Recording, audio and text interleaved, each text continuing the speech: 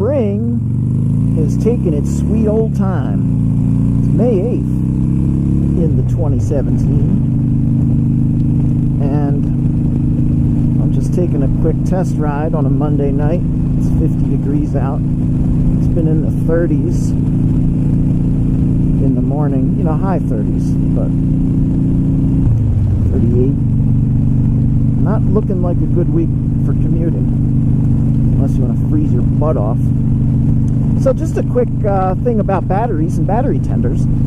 I am now approaching the 2-year mark when I got this bike. I guess 3 more months, and it'll be 2 years. And I had no idea how old my battery was.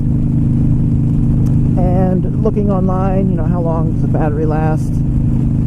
Some people said, you know, after 3 years they could go. Some people, you know, didn't even make it 3 years. Other people say you get a lot longer. So as usual, opinions all over the place. But I figured if I'm at 2 years, I know the guy before me had the bike an absolute minimum of a year, but probably more than that. And I know he didn't put a battery in it. Trust me. So I figured, you know, it's got to be at least 3 years old, probably closer to 4. And we're really starting to get into the time when I commute a lot, and I didn't want to get stuck. So I thought, I'll pull the battery out and see if I can find a date code. And I really couldn't find any information online about where you find a date code on a Harley battery.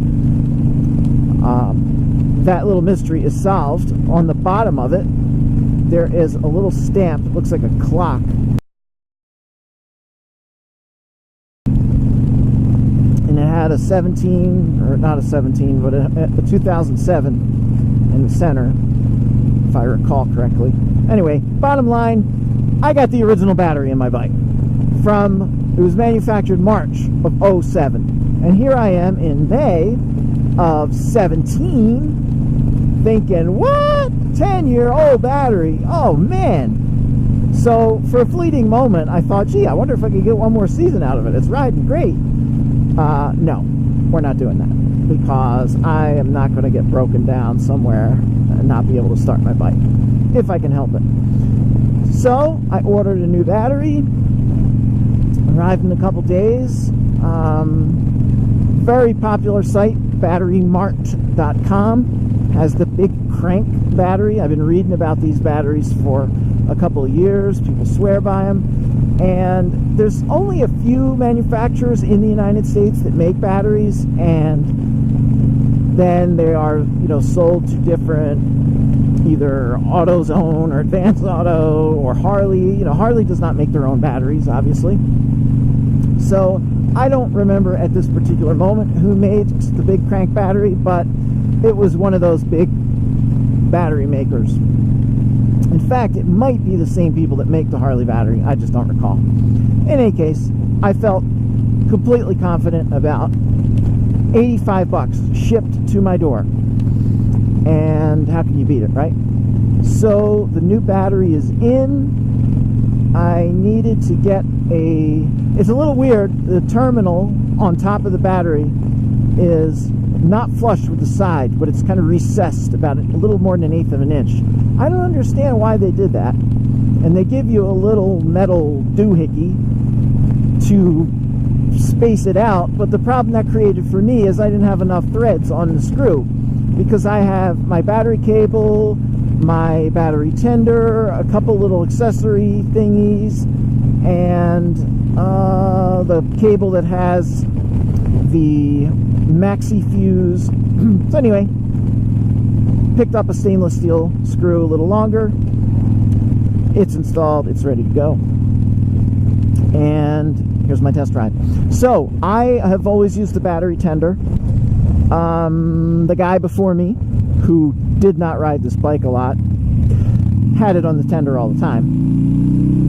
And presumably, since it lasted 10 years, the original owner probably had it tendered all the time. Keep in mind, it only had 6,000 miles on it when I got it. But how about that Harley battery, or whoever made that battery? I mean, I put 16,000 miles riding on it, but when I went back and looked at how many days I've taken my bike out, and on work days, that's going to be starting the bike in the morning, you know, stopping for breakfast, starting the bike, driving to work, stopping, starting the bike, going to the gas station, stopping, starting the bike, going home. You know, lots of starts and stops. I figured at least 1,500, maybe 2,000 starts I put on this 10-year-old battery. That is pretty impressive. So I certainly will be tenderizing, my little word there, this battery when I'm not using it. And in fact, just doing the little research, even in the summer, I'm going to be keeping it on the tender. Now, why is that?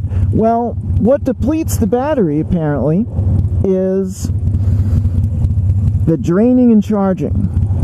So if you have it sitting for a few days and it drains, I don't know, 5-10%, still enough to start the bike, but that charging cycle, from what I've read, isn't really good.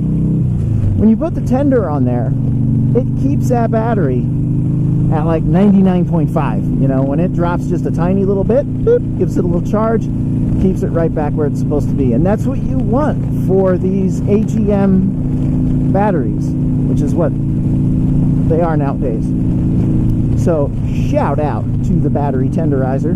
Keep that thing plugged in, and who knows, you know, I don't plan to keep this specific bike for 10 years, but I certainly do not expect to put another battery in it, because I'm going to take care of it and it should last as long as I have it. So that's that. It's running great, other than the fact that it's a little Frio out here. I am enjoying this Monday night little stretch of the legs. Hope everybody's doing good.